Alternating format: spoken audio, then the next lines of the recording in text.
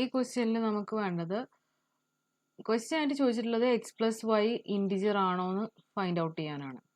Okay, X plus Y integer ആണോ എന്ന് find out ചെയ്യണം. അതിന് നമുക്ക് സ്റ്റേറ്റ്മെൻറ്റ്സ് ആയിട്ട് തന്നിട്ടുള്ളത് 2x പ്ലസ് വൈ ഇൻറ്റിജർ ആണെന്നും അതുപോലെ എക്സ് പ്ലസ് 2y ഇൻറ്റിജർ ആണെന്നാണ് സ്റ്റേറ്റ്മെൻറ്റ്സ് തന്നിട്ടുള്ളത്. ഓക്കെ, അപ്പോൾ ഇത് നമ്മൾ എക്സ് പ്ലസ് വൈ ഇൻറ്റിജർ ആണോ പോസിബിൾ ആണോ എന്ന് നോക്കാൻ വേണ്ടിയിട്ട് നമുക്ക് എന്ത് ചെയ്യാം, എക്സിനും വൈക്കും വാല്യൂസ് ഇട്ട് കൊടുക്കാം.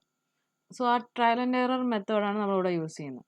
സോ ഫസ്റ്റ് ഇപ്പോൾ എക്സിന് 1 കൊടുത്താൽ വൈക്ക് 2ഉം കൊടുക്കുകയാണ്. എക്സിന് 1ഉം അതുപോലെ വൈക്ക് 2ഉം കൊടുക്കുമ്പോൾ നമുക്ക് 2x പ്ലസ് വൈ എന്താവും, 2 × 1 + 2 എന്ന് വരും. സോ 2 + 2 4 വരും.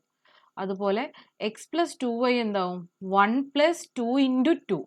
1 + 2 × 2 എന്ന് പറയുമ്പോൾ 5 വരും. ഓക്കെ, സോ ഈ രണ്ട് വാല്യൂസ് ഒബ്വിയസ്ലി ഇൻറ്റിജേഴ്സ് ആണ്. സോ ഇവിടെ നമുക്ക് കുഴപ്പമില്ല. ഇനി എക്സും വൈ ഇൻറ്റിജർ ആണെന്ന് പറയുന്നില്ല. എക്സ് പ്ലസ് വൈ ഇൻറ്റിജർ ആണോ അല്ലേ എന്നുള്ളതാണ് ക്വസ്റ്റ്യൻ. ഇനി എക്സിന് നമ്മൾ 1/3 ആണ് കൊടുക്കുന്നത്, വൈക്ക് 1/3 കൊടുക്കുകയാണ്. ഓക്കെ, എക്സിനും വൈക്കും 1/3 കൊടുക്കുമ്പോൾ നമുക്ക് 2x പ്ലസ് വൈ എന്താവും, 2/3 + 1/3 എന്ന് വരും. ഇത് പറയുന്നത് 3/3 ആണ്. അത് ഒബ്വിയസ്ലി 1 ആണ്. ഇതും ഇൻറ്റിജർ ആണ്. അതുപോലെ നെക്സ്റ്റ് എക്സ് പ്ലസ് 2y വരുമ്പോഴും 1/3 + 2/3 എന്ന് വരും. ഇതും 3/3 വരും, 1 വരും, ഇൻറ്റിജർ ആണ്.